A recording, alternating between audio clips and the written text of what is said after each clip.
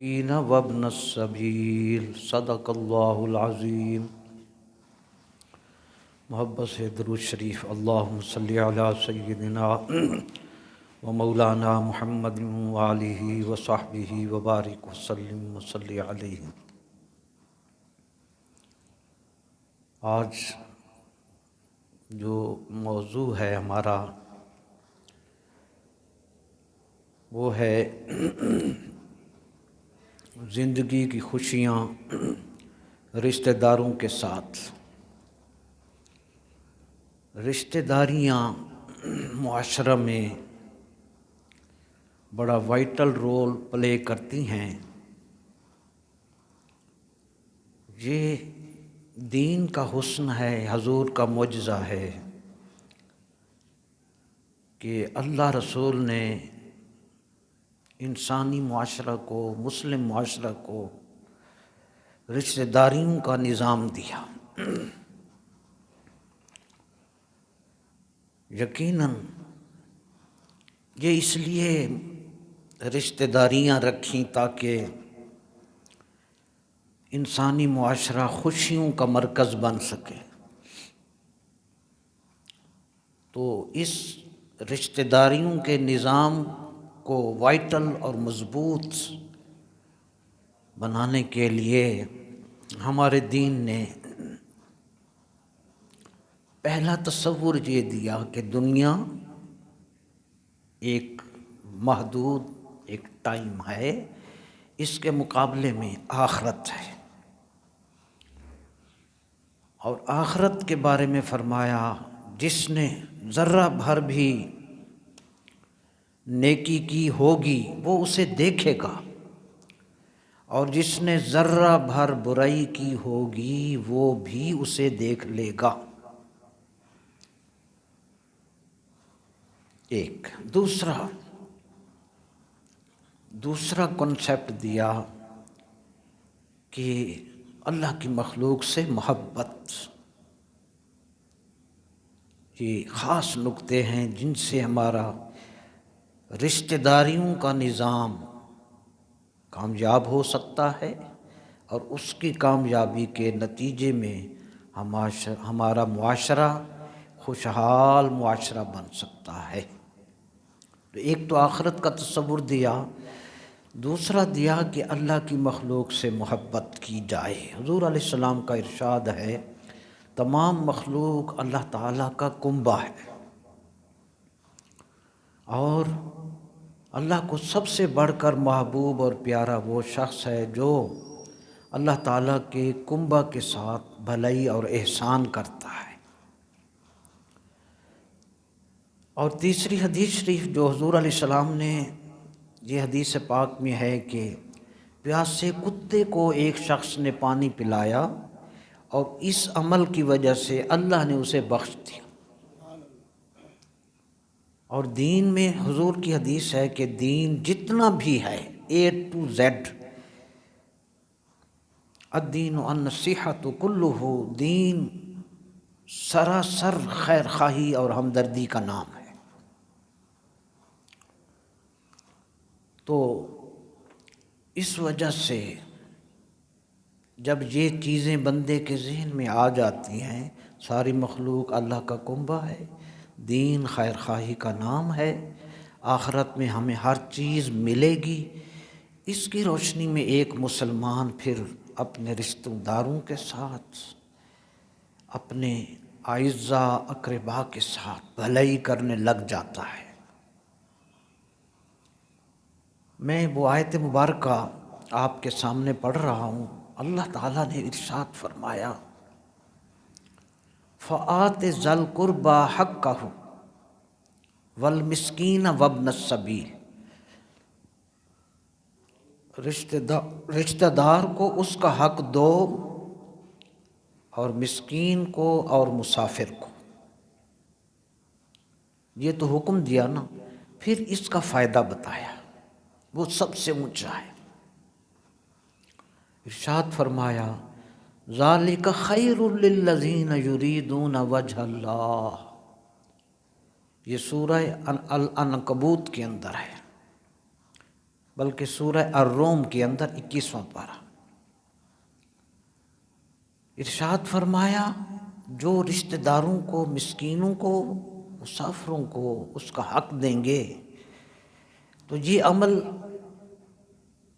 ان لوگوں کے لیے بہتر ہے جو اللہ کی رضا چاہتے ہیں، جو اللہ کو راضی کرنا چاہتے ہیں۔ ان چیزوں میں، ان اعمال میں اللہ کی رضا ہے، اللہ راضی ہو جاتا ہے۔ تیسرا فائدہ کیا بتایا؟ اللہ، یہ سب سے بڑا آج کا نقطہ ہے، میں پورے قرآن کا نچوڑ ہے یہ آیت پاک جو آپ تک لا رہا ہوں۔ ارشاد فرمایا وَأُولَئِكَ هُمُ الْمُفْلِحُونَ۔ یہ دین کا تصور ہے فلاح۔ فلاح کیا ہے؟ اللہ نے فرمایا یہ لوگ یعنی یہی لوگ رشتہ داروں سے، مسکینوں سے، مسافروں سے بھلائی کرنے والے، ان کے حقوق ادا کرنے والے۔ ارشاد فرمایا یہ وہ لوگ ہیں جو فلاح پانے والے ہیں۔ اب اگر مجھے پتہ ہو کہ میں یہ اب کمیٹی پہلی کو ڈال رہا ہوں، اگلی پہلی 10 لاکھ نکل آئے گا، میں ایک مثال دے رہا ہوں، یہ 20,000 ڈال رہا ہوں، 20 کے پیچھے 10 لاکھ مجھے مل جائے گا، تو آپ بڑی کوشش سے پلان کریں گے اپنے بجٹ کو اور فوراً نام لکھوا دیں گے۔ آپ کو پتہ ہے کہ 10 ملنا ہے تو 10 میرے پاس ہے، تو آگے کام چلے گا۔ تو جب اہمیت چیز کی بڑھ جاتی ہے پھر بندہ کوشش کرتا ہے، دکان پہ 16 گھنٹے دیتا ہے، ملازمت پہ آدمی بہت محنت کرتا ہے، ٹائم لگاتا ہے، پتہ ہے کہ یہ جو میں اب محنت کر رہا ہوں اس کا فائدہ بڑا ہے، اس کا کل کو فائدہ ہے، گاہکی بڑی ہے، بڑا کاروبار بڑا ہے، شاہی کاروبار ہے، بس محنت ہے نا۔ تو جب اہمیت سامنے ہو تو بندہ ٹائم دیتا ہے، پیسہ لگاتا ہے، بندہ محنت کرتا ہے۔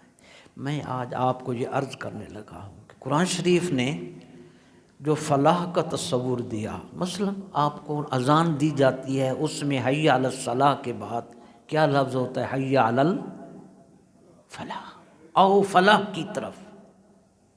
کیا اور لفظ نہیں تھا عربی زبان میں فلاح کا؟ آؤ فلاح کی طرف۔ بس اگر آج میں اور آپ فلاح کو سمجھ گئے تو پھر انشاءاللہ کرم ہی کرم ہوتے جائیں گے۔ فلاح کیا ہے؟ معزز برادران، ہم نے چھوٹی چھوٹی چیزوں کو، چھوٹی چھوٹی کامیابیوں کو بڑا سمجھ رکھا ہے، وہ بڑی نہیں ہے، وہ چھوٹی ہے۔ مثلا وہ چھوٹی چھوٹی اس دنیا کے لحاظ سے بڑی کامیابیاں ہوتی ہیں، مگر ان کامیابیوں کے مقابلے میں فلاح کیا ہے؟ فلاح کا معنی کامیابی کیا جاتا ہے۔ میں ایک مثال دیتا ہوں، جن کی کامیابیاں ہم سمجھ رہے ہیں اور بڑی سمجھ رہے ہیں ان کو، میں چھوٹی سی مثال کے طور پہ 4-5 باتیں۔ ایک شخص نے بورڈ کے امتحان میں نمایاں پوزیشن حاصل کی، وزیر اعلیٰ کے ساتھ اس کی تصویر آ گئی اور 1 لاکھ روپے کا چیک اس کو ملا، بڑی کامیابی ہے۔ یہ صرف کامیابی ہے، فلاح نہیں ہے۔ ایک اسی طرح ایک شخص انتھک محنت، طالب علم انتھک محنت اور وسیع سرمایہ خرچ کرنے کے بعد MBBS کے لیے MCAT میں MBBS کے لیے کوالیفائی کر گیا، لوگ مبارکیں دینے لگ گئے، آپ کا بچہ ڈاکٹر بننے کے لیے کوالیفائی کر گیا، یہ کامیابی ہے، فلاح نہیں ہے۔ ایک شخص CSS کے امتحان پاس کر کے انٹرویو کے بعد DMG گروپ میں اس کی سلیکشن ہو گئی، اس نے اپنی سیٹ کا چارج سنبھال لیا، یہ صرف کامیابی ہے۔ فلاح نہیں ہے۔ ایک شخص نے کھیل کے میدان میں ایسی شاٹ ماری کہ ہرا ہوا میچ اس نے جتا کے کایا پلٹ کے رکھ دی، اور پاکستان کو اس نے ملک کو فتح سے ہمکنار کیا، بڑا نام روشن ہوا۔ یہ کامیابی ہے، فتح نہیں ہے۔ فتح ہے وہی ہے، کامیابی ہے، فلاح نہیں ہے۔ فلاح اس سے آگے کھڑی ہے۔ ایک شخص نے بزنس میں قدم رکھا، پہلی ہی ڈیل میں لاکھوں کا پروفٹ کما لیا، کامیابی ہے، فلاح نہیں ہے۔ سیاسی میدان میں ایک شخص پہلی دفعہ الیکشن میں اٹھا، ضلع ناظم جیت گیا، یہ کامیابی ہے، فلاح نہیں ہے۔ آپ پوچھیں گے فلاح کیا ہے؟ معزز برادران، یہ جتنی بڑی کامیابیاں میں نے آپ کو گنوائی ہیں، فلاح کے مقابلے میں یہ چھوٹی چھوٹی کامیابیاں ہیں۔ ان کامیابیوں کا جو دورانیہ ہے، پیریڈ ہے، وہ تھوڑے دیر کے لیے ہے، تھوڑے عرصہ کے لیے، بس بات ختم۔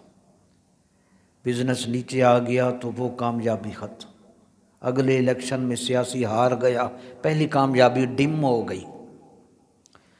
تو یہ کامیابیاں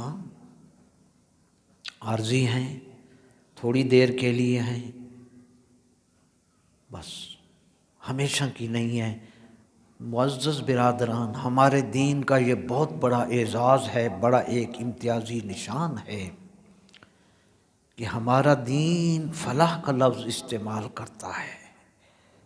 تو فلاح کیا ہے؟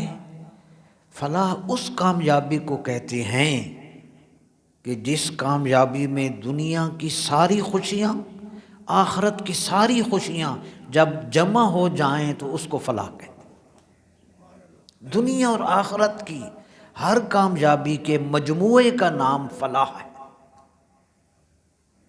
اس لیے قرآن کریم فلاح کا لفظ، مفلحون کا لفظ، حی علی الفلاح کا لفظ استعمال دین کرتا ہے۔ یعنی فلاح وہ نعمت ہے، وہ خوشی ہے جس کے دامن میں دنیا اور آخرت کی ساری خوشیاں اور برکتیں سمٹ کر آ جائیں، اس کامیابی کو فلاح کہا جاتا ہے۔ اللہ رب العالمین نے اس آیت میں آپ کو یہ ایک ہی نقطہ کافی ہے کہ اللہ تعالیٰ نے وہ فلاح عطا کرنے کے لیے جو شرط لگائی، وہ سی ایس ایس میں کامیابی کی شرط نہیں لگئی، وہ اعلیٰ کاروباری مرکز میں بیٹھ کر کروڑوں کے چیک سائن کرنے کی شرط نہیں لگئی۔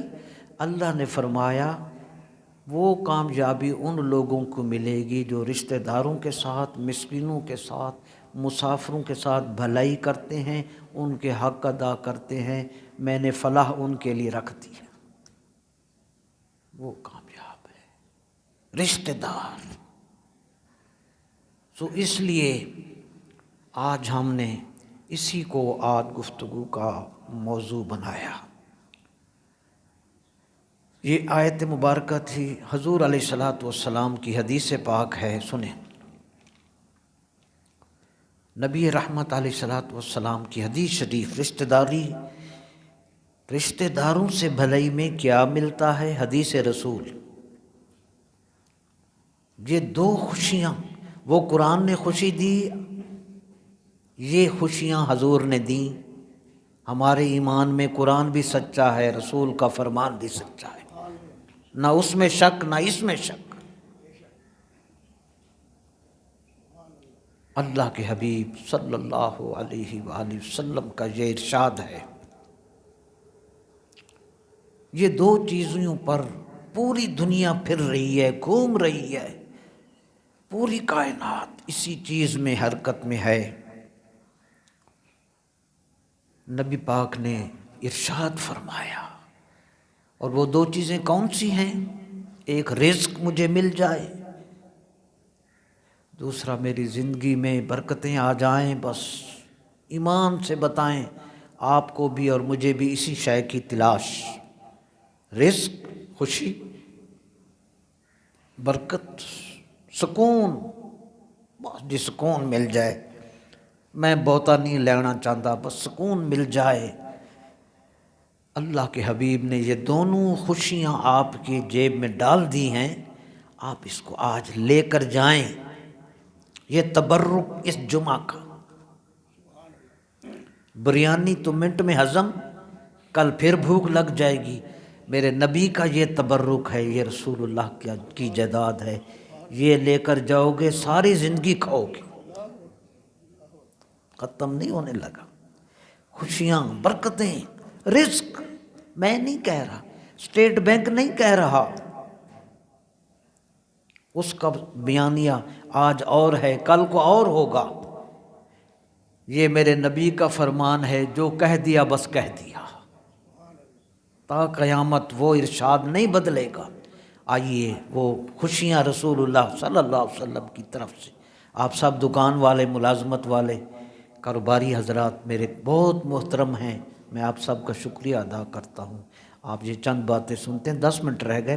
میرے نبی کریم علیہ السلام نے ارشاد فرمایا، عن انس، یہ متفق علیہ حدیث جس کو امام بخاری اور امام مسلم نے روایت کیا، نبی کریم نے ارشاد فرمایا، عن انس رضی اللہ عنہ قال قال رسول اللہ صلی اللہ علیہ وسلم، من احب ان یبسط له فی رزقہ، رزق دولت، وینسأ له فی اثرہ فلیصل رحمہ، متفق علیہ۔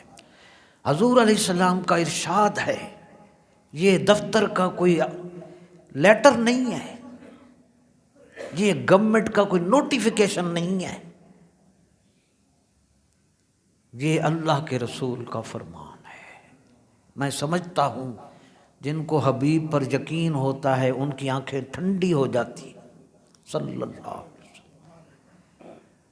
میرے نبی کریم کا ارشاد ہے، سنیں، جو شخص یہ چاہتا ہے کہ اللہ تعالیٰ اس کے رزق میں وسعت عطا فرمائے اور اس کی زندگی میں برکت اور خوشیاں پیدا ہو جائیں، فَلْيَصِلْ رَحِمَهُ، اس کو چاہیے کہ وہ اپنے رشتہ داروں کے حق ادا کرے، بس اتنی سی بات۔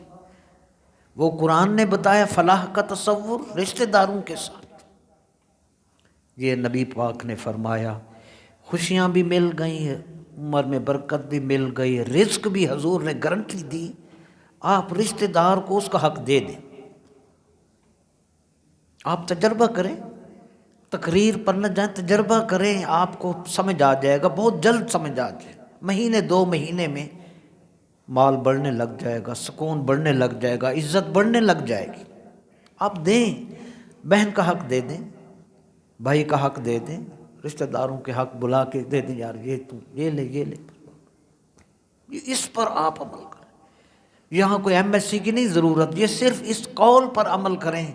میں آپ کے سامنے واضح مثال بیٹھا ہوں، مجھے پتہ ہے ہم نے بہنوں کو حق دیا، اللہ کی قسم، وہ زمین، وہ رقبہ جس سے چند من گندم آتی تھی،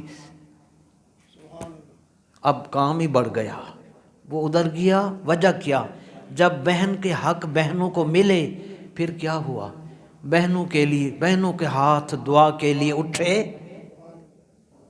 اور ان کی اولاد بھی خوش ہوئی، بہنوں کے دل سے دعا نکلی، ہماری دعا اور ان کی دعا اور،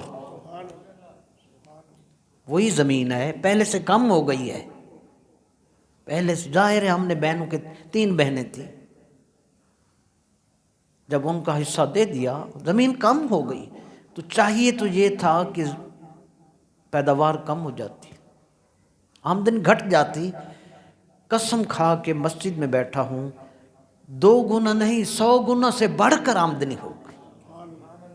یہ قرآن شریف حدیث، حضور کی حدیث۔ جو خوشیاں چاہتا ہو، رزق چاہتا ہو، دکان والو، ملازمت والو، میرے بھائیو، میرے نبی کا یہ فرمان ہے کہ اس کو رزق میں اضافہ، اس کی عمر میں برکت اور خوشیاں۔ پہلے ہمارے اپنی بھلائی کے لیے میرے اپنے ہاتھ اٹھتے تھے، یا اللہ کرم کر، جب ہم نے سب کو حق دے دیا تو میرے ہاتھوں کے ساتھ اب ان کے ہاتھ بھی اٹھے، تو کیا خیال ہے پھر؟ اللہ پاک تو وہ کس قدر مہربان ہے، سارے اس کے لیے دعا کر رہے ہیں تو مالک پھر اور مہربان ہو جاتا ہے۔ زمین وہی ہوتی ہے، اس کی برکت میں پیداوار میں اضافہ ہو جاتا ہے۔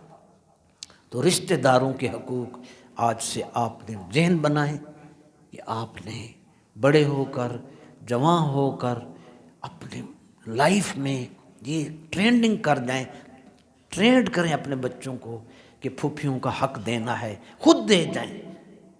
میرے حضرت نے یہی فرمایا کہ اپنی جائیداد اپنے ہاتھ سے زندگی میں تقسیم کر جاؤ، بس بعد میں کوئی نہیں دیتا کسی کو، بڑے مسائل ہوتے ہیں۔ اللہ کا فرمان، نبی کا فرمان آپ نے سن لیا، آخری حدیث، بات ختم۔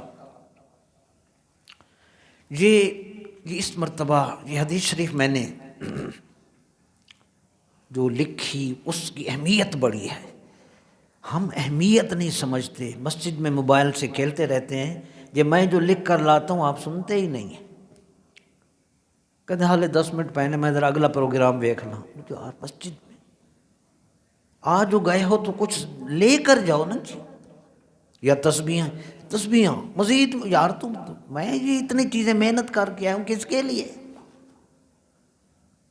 یہ حدیث شریف آپ کو کون بتائے گا؟ تسبیح بعد میں پڑھ لینا۔ میرے برادران، میں آپ کو ایسی حدیث پڑھی ہے میرے رونگٹے کھڑے ہو گئے اور میں نے یہ معزز برادران، مسلم امت اس وقت 2 ارب کی تعداد، 56 اسلامی ملک، صرف اس ایک حدیث شریف کو غور سے سن کر اس پر عمل کر لیں، تمام پریشانیوں سے نجات کے علاوہ دنیاوی ترقی کی ضمانت مل سکتی ہے۔ یہ اس حدیث شریف کی اہمیت ہے۔ سن لیں، بات ختم۔ نبی کریم علیہ السلام نے ارشاد فرمایا، میرے نبی کا ہر فرمان ایسے ہے۔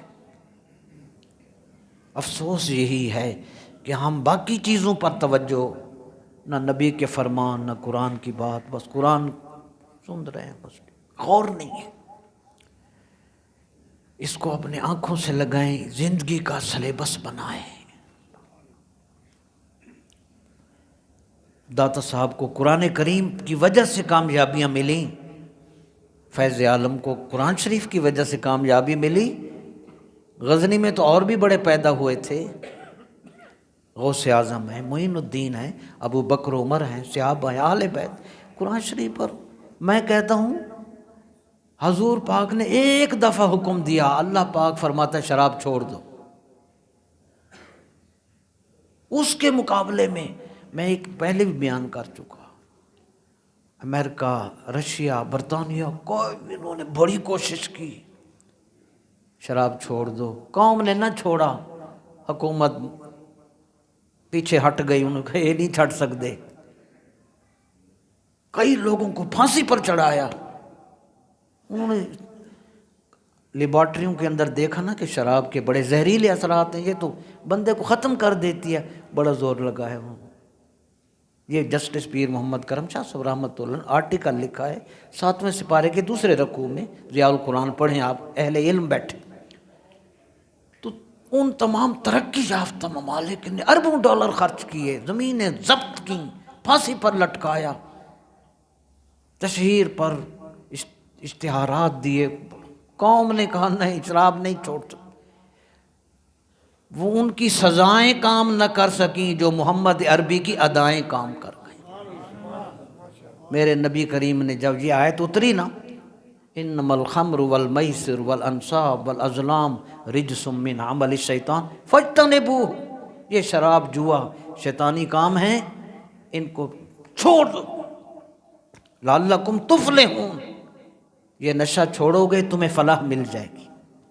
میں نے ابھی فلاح کا بتا دیا نا، فلاح کو اللہ نے ڈیوائیڈ کیا، نماز کے لیے فلاح، رشتہ داری کے لیے فلاح، شراب چھوڑنے کے لیے فرمایا تفلح۔ میرے نبی پاک نے ایک شخص صحابی کو بھیجا، جا کر مدینے میں اعلان کر دو یہ آیت نازل ہوئی ہے شراب چھوڑ۔ اس وقت وہ ظاہر ہے شراب ان کے لیے کوئی مسئلہ ہی نہیں تھا۔ میں حیران ہوں، وہ موجود ہے لکھا ہوا کہ حضور کی بات جب مدینہ منورہ میں صحابہ نے سنی کہ شراب حرام ہو گئی، اس پر بڑی بڑی کتابیں ہیں، وہ کہتے حضور نے فرما دیا ہے شراب حرام ہو گئی۔ مدینہ منورہ میں کی گلیوں کے اندر شراب کی بے قدری کا یہ حال تھا، لکھا ہے کہ جیسے گٹروں کا پانی ابل رہا ہوتا ہے، ایسے انڈیل دی۔ حضور نے منع کر دیا۔ آج وہ بس پھر حضور نے چند عرصے کے اندر اس عرب معاشرہ کو کہاں اٹھایا، ایک عرب نے آدمی کا بول بالا کر دیا، خاک کے ذروں کو ہم دوشے سریا کر دیا، خود نہ تھے جو راہ پر، خود نہ تھے جو راہ پر اوروں کے ہادی بن گئے، کیا نظر تھی جس نے مردوں کو مسیحا کر دیا، تھے مردہ دوسروں کو زندہ کرنے لگ گئے۔ وہ رسول اللہ کی اطاعت ہے۔ آج بھی ہو گر براہیم کا ایمان پیدا، آگ کر سکتی ہے انداز گلستاں پیدا۔ آج بھی اگر آپ رسول اللہ کا حکم مان لیں، سب کچھ آپ کی پاکٹ میں ہے۔ میں یہ حدیث سنا کے بات ختم کر رہا ہوں۔ رشتہ داروں کے حقوق کے حوالے سے ہے، اس کو بھولنا نہیں ہے۔ پہلی بات تو یہ ہے، حدیث شریف اس سے پہلے، چونکہ پیسے کی محبت اتنی ظالم ہے کہ یہ بھائی کو بھائی کا دشمن بنا دیتی ہے۔ حدیث شریف سن لیں، یہ امتحان ہے۔ پیسہ، جائیداد، زمین، پراپرٹی، مکان، سونا چاندی، یہ پیسہ ہے، یہ امتحان ہے۔ دولت رحمت نہیں ہے، یہ آزمائش ہے، ٹیسٹ ہے آپ کا۔ آپ کی پاکٹ میں 10 لاکھ نعمت نہیں، یہ آپ کے لیے امتحان ہے کہ آپ اس 10 لاکھ کو کہاں خرچ کرتے ہیں، یہ آپ کا امتحان ہے۔ اب میں اس پر حضور کی حدیث سنا کے، نبی کریم کا ارشاد ہے، لکل، یہ ترمذی شریف میں حدیث شریف ہے، لکل امت فتنۃ، ہر امت کے لیے ایک فتنہ اور امتحان ہے اور آزمائش ہے۔ 1.25 لاکھ انبیاء گزرے، فرمایا جتنے انبیاء گزرے ہر نبی کے لیے ایک امتحان، ہر نبی کی امت کے لیے امتحان۔ لکل امت فتنۃ، ہر امت کے لیے ایک امتحان تھا۔ وفتنۃ امتی المال، اور میری امت کا فتنہ مال ہے، آزمائش مال ہے۔ یہ اس لیے رشتہ داروں کے حق ہم کس لیے نہیں دیتے کہ میرا کی بنے گا۔ یتیم بھتیجا ہو اس کو نہیں دیتے، وہ ابا تے کوئی نہیں دے دیں گے، حالے تے بچے نے، نا وہ تمہارا نہیں ہے۔ معزز برادران، نبی رحمت صلی اللہ علیہ وآلہ وسلم نے ہمیں جو درس دیا کہ ہم نے دوسروں کو، رشتہ داروں کو اس کا حق دینا ہے، یہ حدیث پاک۔ تو قرآن شریف نے اس دنیا کی محبت اور لالچ کے حوالے سے سورہ الحشر میں فرمایا، وَمَن یُوقَ شُحَّ نَفْسِهِ فَأُولَٰئِکَ هُمُ الْمُفْلِحُونَ۔ جس شخص کو اس پیسے کی لالچ اور محبت اور کشش سے، دنیا کی لالچ سے بچا لیا گیا، اولئک هم المفلحون، وہ فلاح پا گئے۔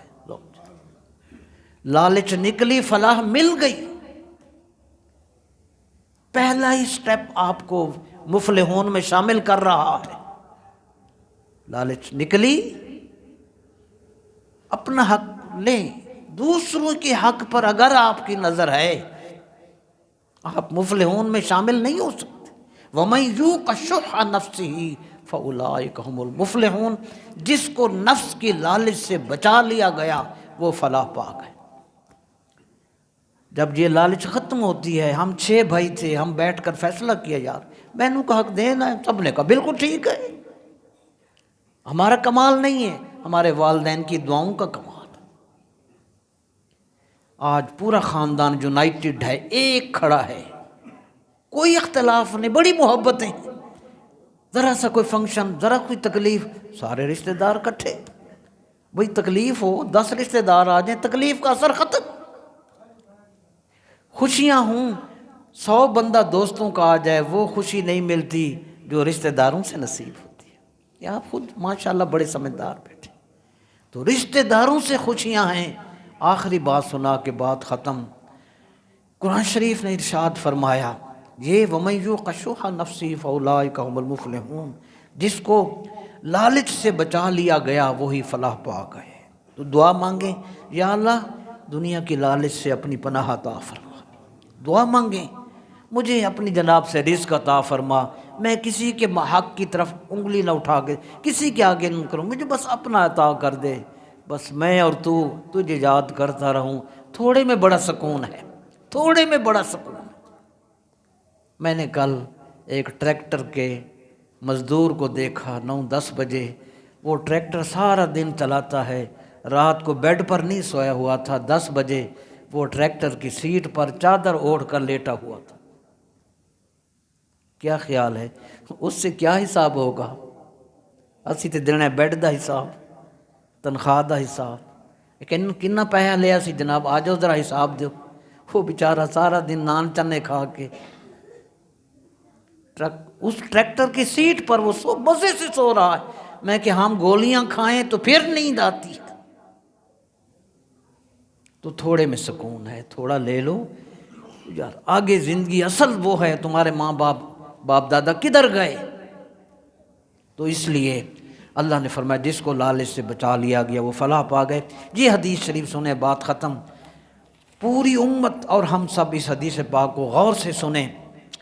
نبی کریم علیہ السلام نے ارشاد فرمایا 3 چیزیں ہیں، بس 3 چیزیں بہت اہم ہیں امت کے۔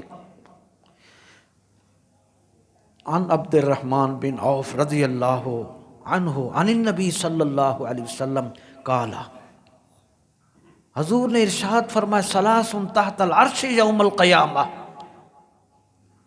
قیامت کے دن پتہ نہیں میں اور آپ کہاں ہوں گے، کوئی پتہ ہے آپ کو؟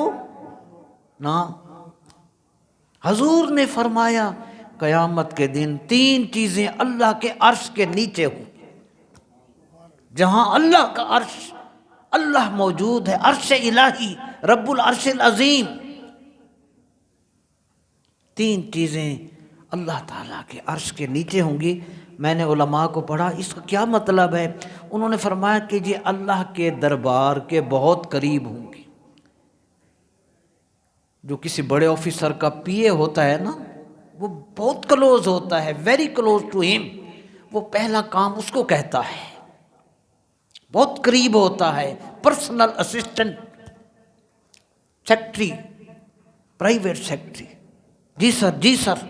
دن میں کتنی مرتبہ وہ اس کو ملتا ہے، کتنی مرتبہ اس کو ایکٹ اپون کرتا ہے، اوبے کرتا ہے۔ آپ ماشاءاللہ پڑھے لکھے ہیں، تو فرمایا یہ 3 چیزیں عرش الہی کے نیچے ہونے کا مطلب یہ ہے کہ یہ 3 چیزیں اللہ تعالیٰ کی بارگاہ کے سب سے زیادہ ان کو قرب حاصل ہوگا۔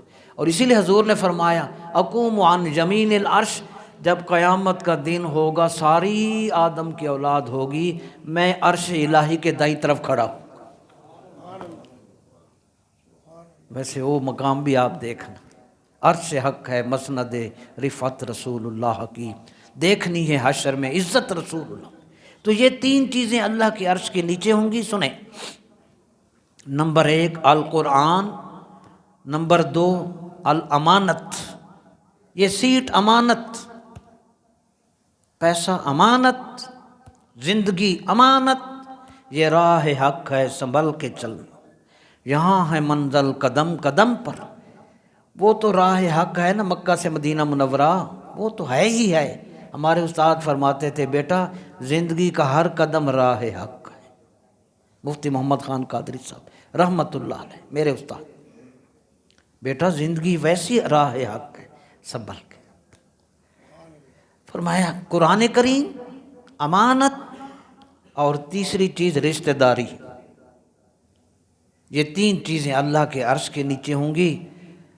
اور یہ رشتہ داری والرحم، تیسری چیز رشتہ داری۔ قرآن کریم یحاج العباد، قرآن مجید بندوں سے کے بارے میں جھگڑے گا، لہو ظہر و باطن۔ قرآن کریم جس نے قرآن کے حق ادا نہیں کیے ہوں گے، قرآن کریم اس سے ناراض، ٹھیک ہے۔ اسی طرح امانت، اور جو قرآن کا حق ادا کرتے ہیں، میں نے پڑھا قرآن کریم اللہ کی بارگاہ میں سفارش کرے گا، اللہ پاک یہ مجھے دنیا میں قرآن پڑھتا تھا، اس کو عزت عطا فرما۔ قرآن کریم جب کہے گا سفارش ہے۔ اور رشتہ داری پر آج بات کر رہے ہیں، آج ہم نے رشتے ختم کر دیے۔ لا يدخل الجنت قاطع، رشتہ داروں کے حق ادا نہ کرنے والا جنت میں نہیں داخل ہوگا۔ ماں باپ کا نافرمان جنت کی خوشبو سے محروم ہے، داخلہ تو دور کی بات۔ رشتہ داری عرش کے نیچے، اس کا اناؤنسمنٹ سن لیں، والرحم، جی تنادی، رشتہ داری اعلان کر رہی ہوگی، اس وقت مخلوق ساری سنے گی۔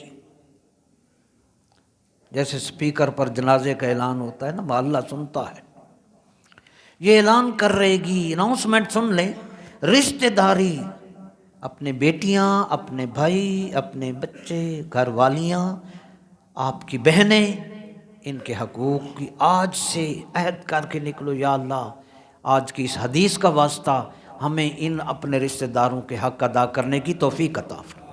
زندگی میں دیکھو پھر مزہ، پھر اس کا پروفٹ دنیا میں دیکھو گے آپ۔ جانے میں تو تقسیم جائیداد ہو ہی جائے گی نا، اوکے سوکے، مزہ یہ ہے اپنے ہاتھ سے تقسیم، ہاں پتر ہے تیرا ہے، ہاں بیٹی ہے تیری ہے، لکھ کر سائن گواہ، تاکہ کل آپ کے لیے دعائیں کریں، یا اللہ ابا جان اللہ تیرا بھلا کرے، تو نے ہمیں جائیداد عطا کی تھی۔ معزز برادران، رشتہ داری کا اعلان یہ ہے، تنادی پکارے گی، اللہ سن لو، من وصلنی وصلہ اللہ ومن قطعنی قطعہ اللہ، دنیا میں جس شخص نے مجھے جوڑا تھا اللہ آج اس کو اپنی رحمت سے جوڑتے، اور جس نے مجھے توڑا تھا اللہ آج اس کو اپنی رحمت سے جدا کرتے۔ دعا فرماؤ اللہ ہم سب کو رشتہ داروں سے حسن سلوک کی توفیق عطا فرمائے۔